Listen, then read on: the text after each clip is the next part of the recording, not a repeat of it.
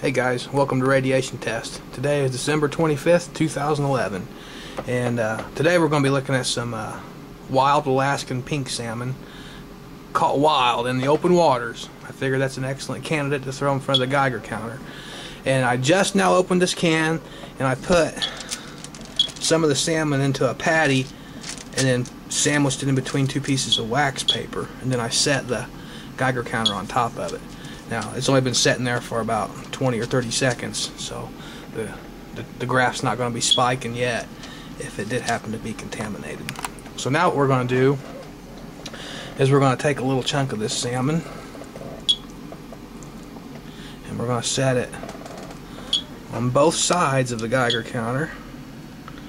Now, if there's gamma rays and beta particles in there, those will penetrate through the plastic on the Geiger counter to get to the Geiger-Muller tube. And with this type of product here, I've been real curious about this salmon. I decided to go ahead and put it around the Geiger counter just in case it happened to be contaminated. It'd be a little easier to detect it. And then now we'll take a little piece and put it right in front of the thin mica window.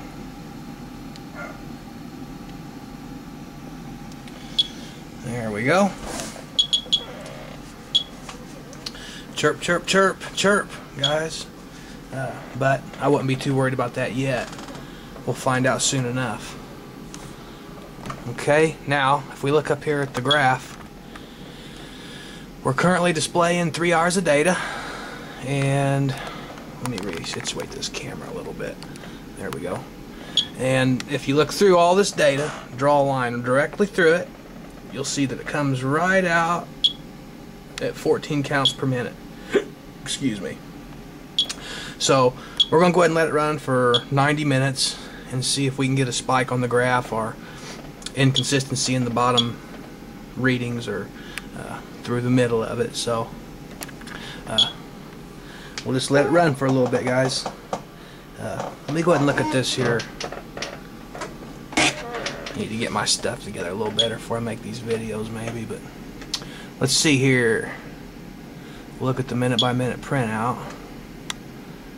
It currently is 10:17 p.m. So there it is, guys. 10:17 p.m. We'll let it run for 90 minutes and then evaluate the results. Alright, guys, this pink salmon has been sitting here for a little over 90 minutes. Right now it is 11:52 p.m., but that's okay, we can work with that. And if we look here on our graph, we put the salmon in front of the Geiger-Muller tube at 22:17. That would be right about here. And we have about 90 minutes here running, about 90 minutes there running. So 3 hours total. We have the salmon sample here, background radiation here. And I've been looking at this real close and I really don't see much. You know, and I was fully expecting to with this salmon, considering that it was a wild caught right out of the Pacific. But of course I'm not, this could be a can of salmon that is pre-Fukushima too. That's one reason we'll be testing more of these types of products in the future here. Now, if we look at the 20 count line, it's right here. We'll run it over. We'll see that the spike hit it right there, hit it there, there, a few times right in there. Here it hit again, there, and then when we get to 22:17, which is right here, we'll see on this 20 count line running over, it's hitting pretty consistently, like it was in the background. Hit there and there, hit a little bit over here, there. So I'm not seeing it hit any more.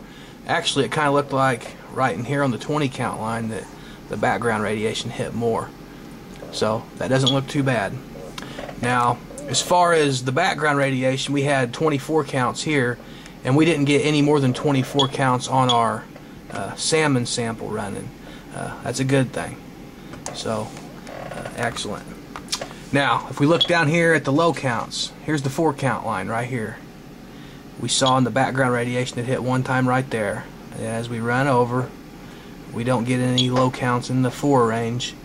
And then at 22:17 right here, we'll see we're not really getting any there, but then right toward the end of the run, boom, we hit right there, hit it right there, and we go over, we hit it right there again.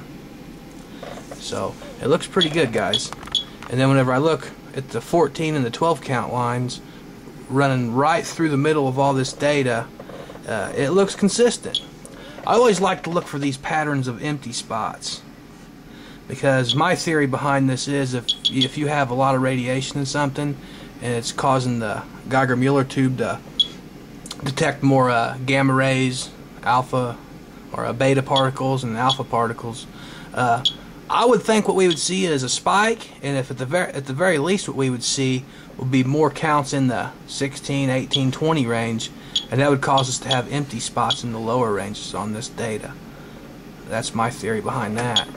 But as I'm looking here, I'm not really seeing any pattern that sticks out that leads me to believe that there's extra radiation going through this Geiger-Müller tube. So it looks pretty good. Now, I'm going to go ahead and display maybe 1,200 minutes of data so you guys can see. Okay, there's 1,200 minutes of background radiation. And at 22:17 will be right in here. So this here would be the salmon running in front of the Geiger counter there. And I really don't see a spike on it. I don't see a big blue empty spot toward the base either, so that looks good. Now, of course, I want to point out one last time that don't be thinking that just because this Geiger counter here hasn't showed any contamination that it's not in there. It still could be in there. It's just, if it is, it's at a level that is not capable to be detected by this Geiger counter right here. So it's good news. It's good news, guys. We're not finding highly contaminated food yet, but we'll surely be on the lookout for it. Thanks for tuning in to Radiation Test.